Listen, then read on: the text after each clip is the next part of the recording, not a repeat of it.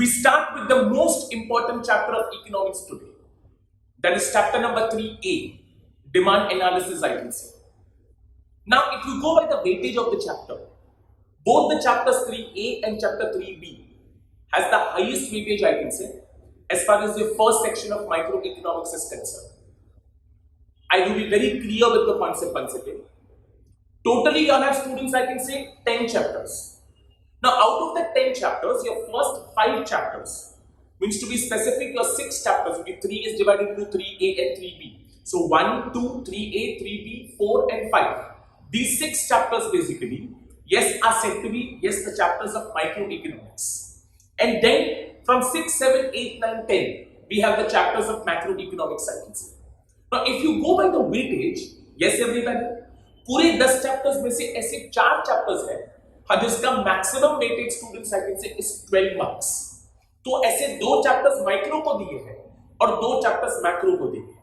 यानी कि to be specific 3A and 3B has I can say the weightage of 12 marks, and once again from macroeconomics I can say chapter number 7 and chapter number 8 has I can say weightage of 12 marks. So you know, yes, from examination point of view, from students' point of view, this chapter is very important, very interesting, and very easy to attempt, I can say.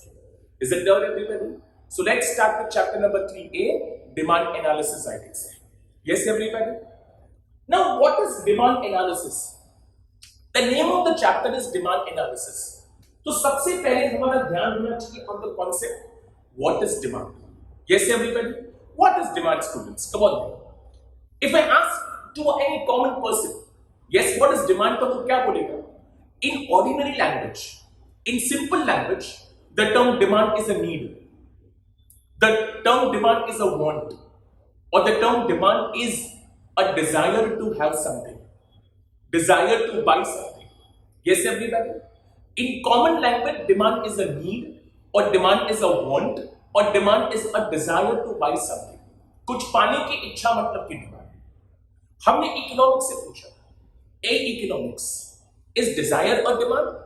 Economics ने हमको ना बोल दिया कि desire is not a demand. उन्होंने क्या बोला? If a beggar desires a car, if a beggar desires a car, it does not mean there is a demand for the car in the market. If a beggar desires a car, it does not mean there is a demand for the car in the market, because her desire is only one element of demand. See, desire का होना जरूरी है, लेकिन desire alone is not a demand. Her desire is only one element of demand. Yes, come on, desire should be backed by, it should be supported by 2 more elements, I can say. And what are they? Number 1, ability to pay, and number 2, willingness to spend. Yes, everybody? Yes, desire should be backed by, it should be supported by 2 more elements, I can say. One is ability to pay, and other is willingness to spend, I can say. Yes, everybody? Now, सबसे पहला question, what is ability to pay? Yes, everybody? Simple भाषा में आदमी की औकात होनी चाहिए. Yes, everybody? So, what is ability to pay? It means person must have that much money to buy the goods.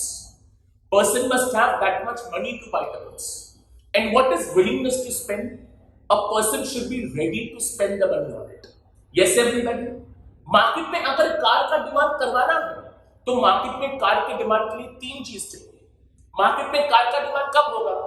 If a person desires a car, कि काश मेरे पास एक car, he is able to pay for the car, उसके पास car खरीदने का पैसा है, and he is ready to spend the money on the car, then only there will be demand for the car in the market. Yes, everybody? So when I use the word demand, yes, demand is basically a combination of 3 things, I can say. When all the 3 things come together, that is the desire for goods and services, plus the ability to pay, plus the willingness to spend. When all the 3 things come together, this concept is said to be the concept of effective demand. ये concept को economics के हम लोग क्या बोलते हैं? The concept of effective demand. Is this concept clear, everybody? So what is demand? It is not just a desire. It is not just a desire. Exam में आप लोग को ट्रू और फॉल्स पूछेंगे, या एग्जाम में आपको ऑब्जेक्टिव पूछेंगे, demand and desire are one and the same, तो it is a false statement, I can say. Why demand and desire are not the same? because desire is only one element of demand. It should be backed and supported by two more elements, I can say. That is ability to pay and willingness to spend, I can say. Is this concept clear, everybody? Yes, समझ में आ रहा है सब लोग को? I can say one more important thing. If I ask you to distinguish between demand and desire, yes, apart from the meaning, I can also make one more important point, that desire is a part of demand. Yes, everybody, her desire is a part of demand, and as far as demand is concerned, her demand basically includes desire. Yes, everybody, अगर मैं उसका diagrammatic representation करता हूँ, तो मैं ऐसा लिख सकता हूँ, ये basically आपका desire हो गया, और ये basically say for example आपका demand हो गया. Are you following everybody? तो ये diagram से बहुत clearly आप लोग को पता चलेगा कि desire is a part of demand, and demand basically includes desire. Is this concept clear, everybody? Yes, sir. तो सबसे पहला जो क्वेश्चन है, yes, the name of the chapter is demand analysis. तो हमने शुरू किया with the concept what is demand, I can say. Is it clear, everybody? All right, that's wonderful. If I go to the next part, students, as far as demand is concerned, your demand basically depends upon how many factors. हम जब market में कोई चीज demand करते हैं, तो बहुत सारे फैक्टर्स उसके पीछे फॉर एग्जाम्पल रोल प्ले करते हैं.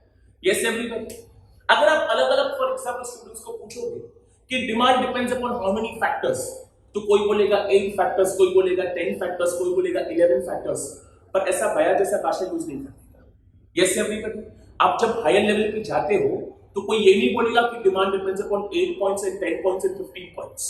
आपको अच्छी भाषा में सिर्फ एक ही वर्ड यूज करने का कि as far as your demand is concerned, as far as your demand is concerned, demand basically depends upon only 2 factors. Demand broadly depends only upon 2 factors. अच्छा, वो 2 फैक्टर्स कौन से हैं? आप कोई भी चीज मार्केट में डिमांड करते हो, सबसे ज्यादा आपके लिए इंपॉर्टेंट चीज क्या होता है? सबसे ज्यादा इंपॉर्टेंट चीज आपके लिए होता है प्राइस. तो डिमांड अगर सबसे ज्यादा डिपेंड करता है, तो वो डिपेंड करता है प्राइस पे. I following everybody? Is this concept clear? और प्राइस को छोड़ के वो बहुत सारे दूसरे छोटे मोटे फैक्टर्स पे डिपेंड करता है. तो ये दूसरे जितने भी फैक्टर्स हैं, ये सभी फैक्टर्स को बेसिकली बोलते हैं नॉन प्राइस फैक्टर, या इसको बेसिकली बोलते हैं अदर फैक्टर्स. आई फॉलोइंग एवरीबॉडी? तो हमेशा जब अल्टीमेट के स्टूडेंट्स की बात आती है, तो आप लोग को बया जैसा भाषा नहीं यूज करने का कि demand depends upon 8 points and 10 points and 15 points. क्या बोलने का? Demand basically depends only upon 2 factors. I think से आप जब कोई प्रोफेशनल एग्जाम दोगे तो वहां भी आप लोग को यही लिखा है कि demand basically depends only upon 2 factors. I think say one is the price factor and all other factors are said to be the non price और other factors. I think say yes everybody. चलो सबसे पहले yes everybody, हम सबसे पहले जानने की कोशिश करेंगे कि डिमांड एंड प्राइस का क्या रिलेशनशिप है. Yes everybody. Now what is the relation between demand and price? Yes everybody, आपको पता है डिमांड के बहुत सारे फ्रेंड्स हैं, लेकिन प्राइस उसका बेस्टी है. आई फॉलोइंग प्राइस उसका बीएफएफ है. Is it clear everybody? So what is the relationship between the demand and price? I can say yes everybody. तो हम ये चेक करेंगे demand and price basically have inverse relationship. Demand and price basically have inverse relationship. आप लोगों को math में पता होगा, इसको बोलते हैं डायरेक्ट रिलेशनशिप और इसको बेसिकली बोलते हैं इनवर्स रिलेशनशिप और indirect relationship. I follow everybody? अच्छा, मैं जब बोलता हूं demand and price have a inverse relationship, ध्यान दो बराबर सब लोग कॉन्सेप्ट है. हां यस है. इनवर्स रिलेशनशिप का मतलब क्या हुआ? इनवर्स रिलेशनशिप मतलब both the arrows go in the opposite direction. Inverse relationship मतलब both the arrows go in the opposite direction. Opposite direction का मतलब क्या? When price rise, demand falls. When price falls, हाँ demand rise. Yes everybody. मैंने जो बोला कुछ नया नहीं बोला. हम रोज ये करते हैं, हम रोज ये करते हैं. Yes everybody. हम क्या करते हैं? प्राइस राइज होता है कोई चीज का, तो हम उसका डिमांड फॉल कर देते हैं. It's very but obvious I think so. और जब कोई चीज का प्राइस फॉल होता है तो हम उसका डिमांड राइज करते हैं. Yes everybody. पर अभी आपने उसको इकोनॉमिक भाषा में लिखा, आपने उसको इकोनॉमिक रिलेशनशिप में उसको एक्सप्रेस किया. आई फॉलोइंग एवरीबॉडी? तो कोई भी अगर पूछेगा what is the relationship between demand and price, तो बोलेगा demand and price have a inverse relationship. Demand and price have an indirect relationship. And what happens in the case of inverse relationship? What happens in the case of indirect relationship? Both the arrows go in the opposite direction. That is, when price rise, demand falls. Price falls, demand rise. When price rise, demand falls. When price falls, demand rise. Are you following everybody? Is this concept clear? तो इसको basically हम लोग क्या बोलते हैं? Relationship between demand and price. Now we go to non-price factors. Demand कौन से non-price या other factors पे डिपेंड करता है?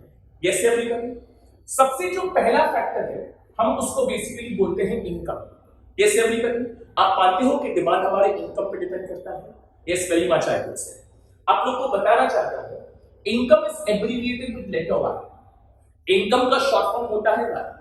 आप लोग सोचने पड़े होंगे सर इनकम की तो पूरे स्पेलिंग में वाई नहीं आता, तो इनकम का एब्रिविएशन वाई कैसे हो गया? मैं आपको उसके पीछे एक छोटा स्टोरी बताता हूं. इकोनॉमिक्स में दो वेरिएबल्स हैं, एक का नाम था इन्वेस्टमेंट और एक का नाम था इनकम. Yes everybody? तो इन्वेस्टमेंट ने ले लिया आई, इन्वेस्टमेंट ने ले लिया आई, तो इनकम बोला I. I following everybody? Yes, investment ने ले लिया आई, तो इनकम बोला Y. Yes everybody? So on a lighter note I can say yes come on I can say income का एब्रिविएशन क्या होगा? Y. Now what is the relationship between demand and income? I would like to say demand and income basically have a direct relationship. देखो इसको बोलते हैं direct relationship, मैंने आपको पहले बताया. So demand and income basically have a direct relationship. Guys, what happens in the case of direct relationship? Yes, come on. In the case of direct relationship, both the arrows will go in the same direction. Yes, everybody? Both the arrows will go in the same direction. That is, higher the income, higher the demand. Lower the income, lower the demand. Are you following everybody? अब दोनों बक्से को बराबर से ध्यान देखो.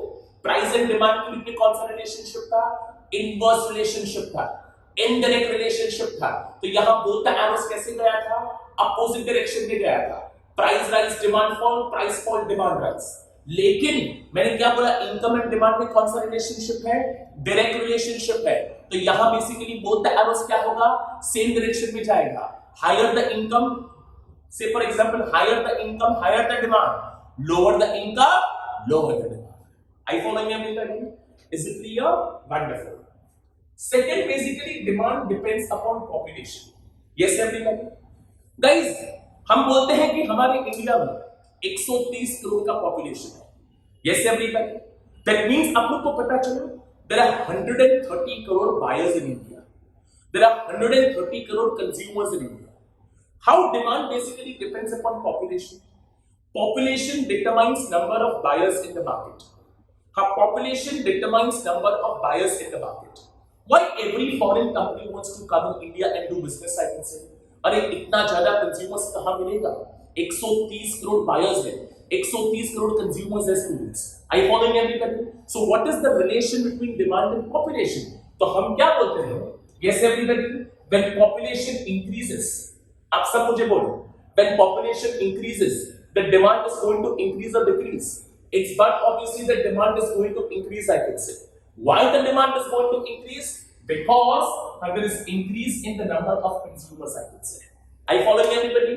जितना population बढ़ेगा उतना consumers बढ़ेंगे, और जितना consumers बढ़ेगा तो उतना मार्केट में बेसिकली क्या होगा? उसका डिमांड भी बढ़ेगा. Are you following everybody? So when population increases, the demand also increases as there is increase in the number of consumers, I could say. Is it clear everybody? I give a small example. How demand basically depends upon population. Say for example, if in a particular country birth rate rises, अगर birth rate ज्यादा हो गया तो क्या होगा? The demand for the baby products is going to increase, I can say. Are you following everybody? Yes sir. Say for example, if in a particular country old age people का population ज्यादा हो गया, if you go to western say countries, UK, USA, etc., वहां ज्यादातर population कैसा हो गया है? Yes already old population हो गया. तो बेसिकली वहां क्या होगा? Say for example, her demand for spectacles will increase, her demand for walking acoustics will increase, I can say. Are you able to understand? So demand basically depends very much upon the population, students, I can say. As population increases, the demand is also going to increase as there are increase in the number of consumers, I can say. Is it clear everybody? Alright? अब मैं क्या करता हूँ? अपने ultimate की notes के मुताबिक जो अपना 4th, 5th and 6th point है वो थोड़ा अच्छा लेवल का पॉइंट है, वो हम उसको लास्ट में लेंगे. जो पहले कॉमन पॉइंट्स है वो हम लोग खत्म कर देते हैं. Getting it everybody? पहले हम लोग लेंगे for example point number 7 title से, और वो बेसिकली होगा आपका test, preference and basically habit. आप मानते हो सब लोग?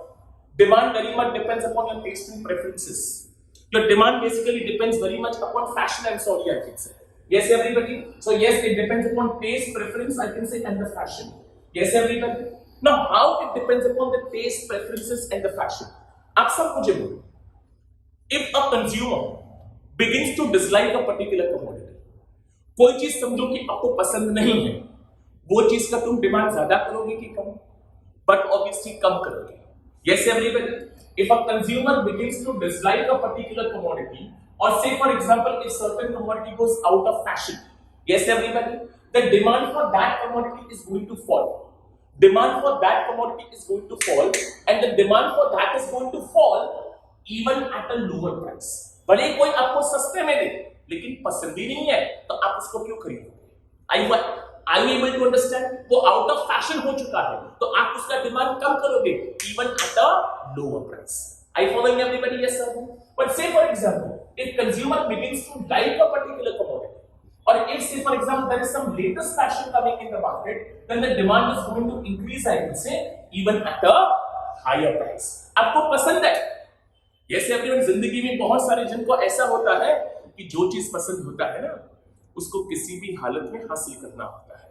Yes everybody, तो वो भले ज्यादा महंगा हो, लेकिन चाहिए मतलब चाहिए. Are you following everybody? So you are going to demand more of its students, I can say, even at a higher price. Is this concept clear everybody? So this point says how demand depends upon your taste, your preferences, and basically your fashion, I can say. Yes everybody? After this, it's a very simple point to understand. Demand basically depends upon habit. Yes everybody? Guys, come on there. Certain goods are demanded on account of habit, I can say. Yes everybody? So cigarettes, wine, tobacco, pan, etc. students, I can say. और आपने एक बात देखा, yes everybody? आदमी को जो चीज की हैबिट होती है ना, आदमी वो चीज का प्राइस देखता नहीं है. वो भले सस्ता हो या वो भले महंगा हो, चाहिए मतलब चाहिए. आई फॉलोइंग एवरीबॉडी? एक छोटा सा एग्जांपल मैं आप लोग को दूंगा. से फॉर एग्जांपल, मैं पहले चाय पीता था, तो मैं चाय डिमांड करता था. अब मेरा हैबिट चेंज होके कॉफी हो गया. अभी मैं देखूंगा नहीं कि कॉफी सस्ता है या महंगा, लेकिन since I have a habit of coffee, yes everybody, I am going to demand coffee at any price, I can say. तो यहां मैं ज्यादा आपके साथ कंफ्यूजन की बात नहीं करूंगा, यहां एक ही बात करूंगा. If the habit changes, the demand is also going to change. I following? Irrespective of the price toolings, I can say. I following everybody? तो हैबिट केस में से यहां लिख रहा हूं कि with the change in the habit, the demand is also going to change, I can say. Is this concept clear everybody? All right, इसको बोलते हैं डेल्टा. डेल्टा मतलब कि change, I can say. Triangle मतलब कि डेल्टा, डेल्टा मतलब कि change. Yes everybody? So with the change in the habit students, the demand is also going to change, I can say. After habit, next point भी काफी easy है. Your demand depends upon the climatic or the weather conditions, I can say. Yes everybody? Our demand for many commodities depend upon the climatic or the weather conditions. Yes everybody? More ice creams are demanded in summer season. Woolen clothes are demanded in the winter season, students. Say raincoats and umbrellas are demanded in the monsoon season, students. Yes everybody? So demand for many commodities are depend upon the climatic or weather conditions. So okay, यहाँ मैं कुछ नहीं लिख रहा हूँ क्योंकि यहाँ से आप लोग को examples आप लोग को लिखने हैं. Getting it everybody? उसके बाद your demand basically depends upon advertising expenditure. Yes everybody? Guys, why is advertising done first of all? Advertising is basically done to create the demand for the product in the market. Yes everybody? To create the awareness about the product in the market, students. So yes everybody, यहाँ हम लोग क्या लिखेंगे? Higher the advertising expenditure, higher is going to be the demand. Why? Because I can say जितना तुम advertisement पे खर्चा ज्यादा करोगे, उतना बेसिकली कंज्यूमर का अवेयरनेस बढ़ेगा. Yes, उतना कंज्यूमर ज्यादा वो प्रोडक्ट से अट्रैक्ट होगा.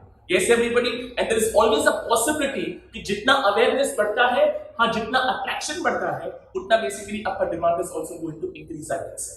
Are you following everybody? So higher the advertising expenditure, students, higher is going to be, I can say, demand in the market. Once again, both the arrows are yes going in the same direction. It is said to be a direct relationship, और हम इसको बोलते हैं positive relationship. I follow में? हाँ, direct relationship को positive relationship बोलते हैं और जो इनवर्स रिलेशनशिप होता है हम उसको नेगेटिव रिलेशनशिप बोलते हैं. ये पॉजिटिव और नेगेटिव क्यों बोलते हैं वो मैं आपको थोड़ी देर के बाद आप लोग को एक्सप्लेन कर दूंगा। ये से एवरीबॉडी। और यहां का जो लास्ट पॉइंट है वो बोलता है कि demand also depends upon the taxation policy of the government. ये से एवरीबॉडी।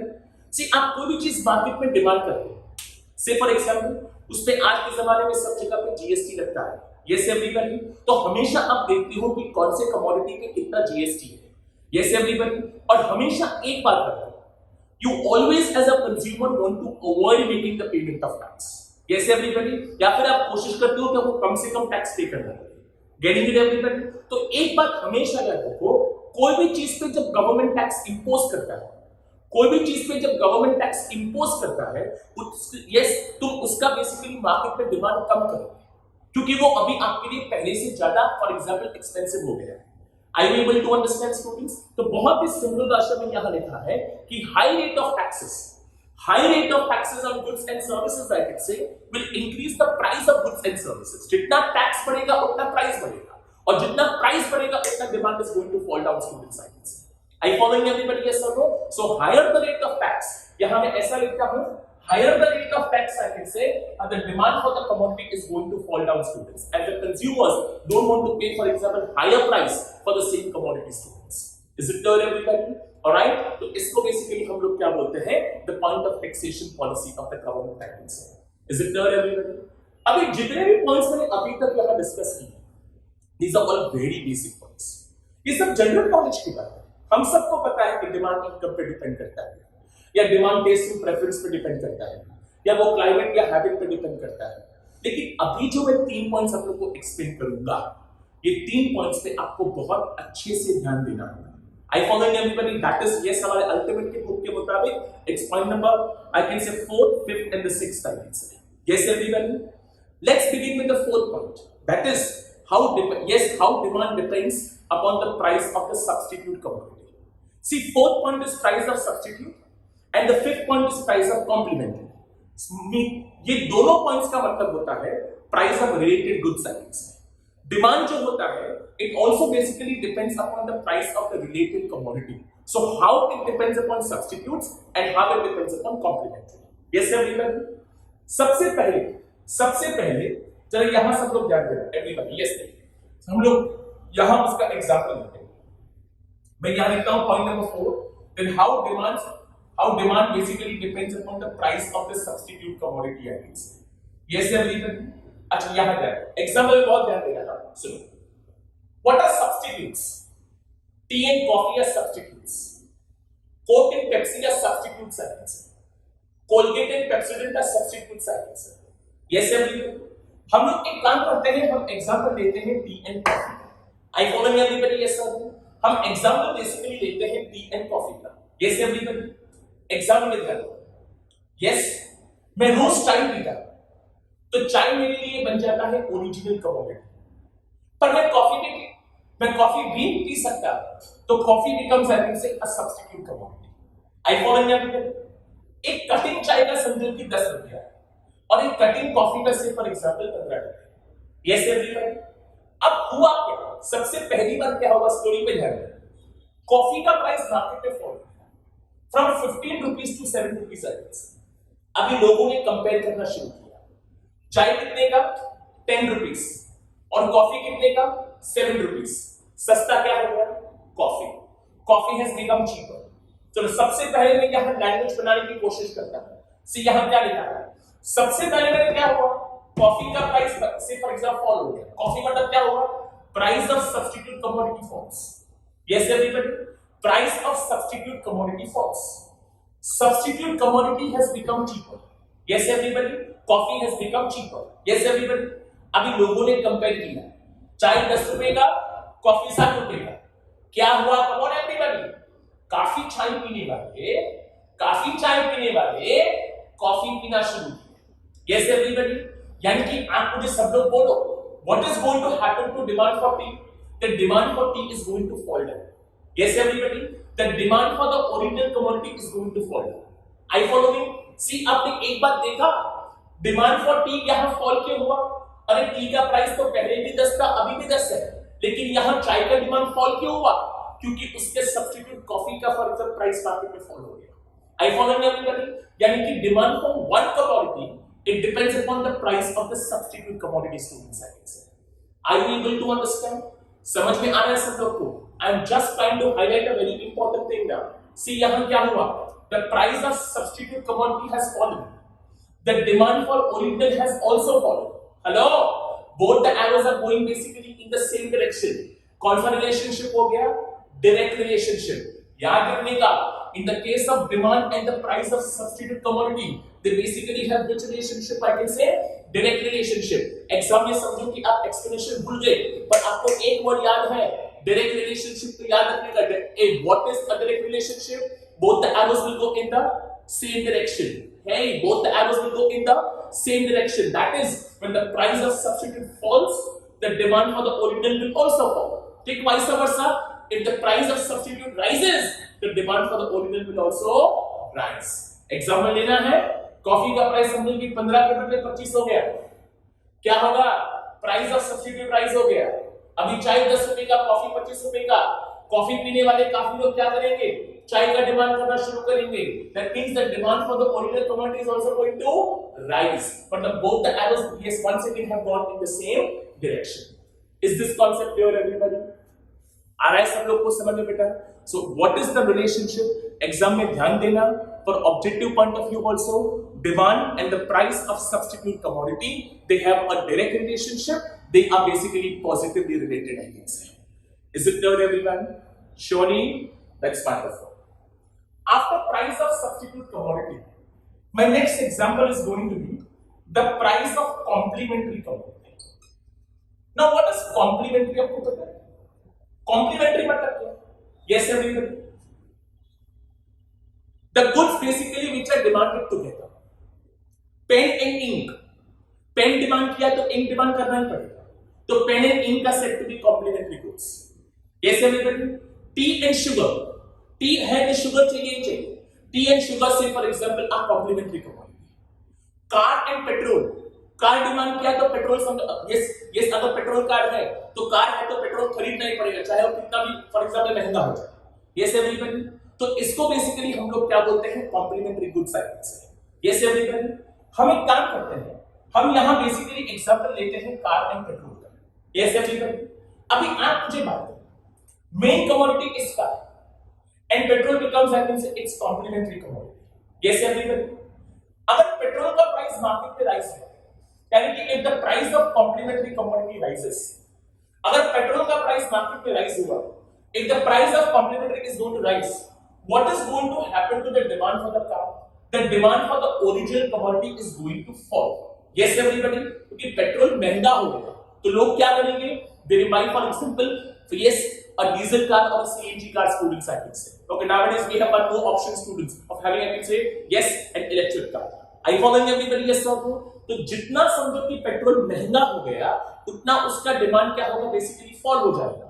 तो यहां आपने देखा, यहां क्या हुआ? Yes, the arrow is rising, the arrow is falling। both the arrows are going in the opposite direction। when both the arrows go in the opposite direction, कौन सा रिलेशनशिप हो गया? इनवर्स रिलेशनशिप हो गया। I following everybody? Indirect relationship हो गया। तो याद रखने का एग्जाम में, objective point of view, demand and the price of substitute commodity have a direct relationship और they have a positive relationship. Demand and the price of complementary commodity have a inverse relationship और they have a negative relationship. Is this concept clear everybody? समझ में आ रहा है बेटा सब लोग को? यस है, वंडरफुल। एक जो आखिरी पॉइंट है, जो आपके बुक का पॉइंट नंबर 6 है, it is said to be the point of consumer expectation. यहां मैं वो पॉइंट को एक्सप्लेन करता हूं। What is said to be the point of consumer expectation students? ये कंज्यूमर एक्सपेक्टेशन का मतलब क्या है? यस एवरीबॉडी, हम चलो एक एग्जांपल लेते हैं। Yes everybody, Lalita ben and Kokila are two neighbours I can say basically. Yes everybody, वो रोज शाम को साथ में क्या करते हैं? मार्केट में जाते हैं और कुछ जो भी खरीदना है वो खरीद के अपने घर पे आते हैं। समझो कि ये पेन खरीदना था। ललिता बेन कोकिला बेन डे 1 एक दुकान के अंदर एंटर हुई। यस एवरीबॉडी, उनको पेन खरीदना था तो उन्होंने फॉर एग्जांपल पेन का प्राइस पूछा। तो वो दुकानदार ने बोला पेन का 20 रुपया, नहीं खरीदा और वो दुकान से बाहर निकल गया। डे 2 वो वापस वो दुकान में वापस उन्होंने ये पेन का प्राइस पूछा, तो उन्होंने क्या बोला, से फॉर एग्जाम्पल 20 रुपये, और आज भी पेन नहीं। डे 3 वापस दुकान में, अभी वो दुकानदार को लगा ये ललिता बैंक और कोकिला बैंक वो टाइम पास करने की दुकान है। उसने क्या किया, जैसे पेन का प्राइस पूछा तो उसने बोला मैडम 25 रुपया। ललिता बैंक कोकिला बैंक ने बोला क्यों, कल तो 20 था आज 25 कैसे हो गया? वो दुकानदार ने उसको डरा दिया, मैडम जी कल 20 रुपया था आज 25 रुपया हो गया, मार्केट में पेन का इतना शॉर्टेज है, शायद अब कल आओगे ना तो पेन का प्राइस 30 रुपया भी हो सकता है। क्या करेंगे ललिता बैंक कोकिला? यस एवरीबॉडी, फटाफट से घर पे भागते भागते, हाँ फटाफट से पैसा खरीद के आए। यस एवरीबॉडी, हाँ पैसा लेके आए, इनफैक्ट टाइम सब। यस एवरीबॉडी, और 25 रुपए के दाम में पेन खरीद लिया। मैं आपसे पूछना चाहता हूं, कल 20 पे नहीं खरीदा था, आज 25 पे क्यों खरीदा? क्योंकि ललिता पेन कोकिला पेन ने एक्सपेक्ट किया कि कल अगर पेन 30 रुपीज का हो गया तो उसको महंगा और पड़ेगा। Are you following everybody? This entire concept is basically about a consumer expectation. Yes everybody? लेकिन लैंग्वेज बहुत सुपर बन रहा है। मैंने जो एग्जांपल दिया ये बया भाषा आप लोग को बुक में नहीं लिखना है, one day what happened Lalita ben went to a market, economics language लिखना है। तो लैंग्वेज कैसे लिखने का? यस एवरीबॉडी, सुनो बेटा, पेन का प्राइस मार्केट में राइज हुआ, हाँ कितना हुआ बेटा? 20 रुपए से समझो कि 25 रुपया हो गया, तो हम उसको बोलते हैं स्लाइड राइज। यस एवरीबॉडी, 20 रुपए का 25 रुपया हो गया, हम उसको बोलते हैं slide rise. If with the slide rise in the price of the commodity, language पे ध्यान दो, if with the slide rise in the price of the commodity consumer aspects further rise, consumer is expecting further rise कि 20 का 25 हुआ, 25 का 30 भी हो सकता है, तो वो लोग क्या करेंगे? 25 रुपए के दाम में भी वो डिमांड क्या करेंगे? ज्यादा। क्या सोच के कि कल अगर 30 होगा तो उनको महंगा और पड़ेगा। Are you able to understand? आपने एक बात देखा, यहां प्राइस राइज हुआ, a consumer is expecting a further rise, a consumer is demanding more, or a consumer is demanding more even at a higher price, a consumer is demanding more even at a higher क्यों? कल तो 20 था आज 25 हो गया, लेकिन ज्यादा price में भी उसने डिमांड ज्यादा क्यों किया?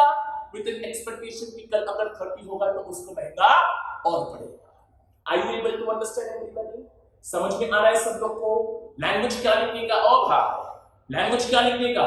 इफ विद अ छोटा एरो मतलब कि स्लाइड राइज, बड़ा एरो मतलब कि further rise, consumer will demand more even at a higher price. Language क्या बनेगा? If with a slide rise in the price of the commodity, a consumer is expecting a further rise, a consumer is demanding more even at a higher price.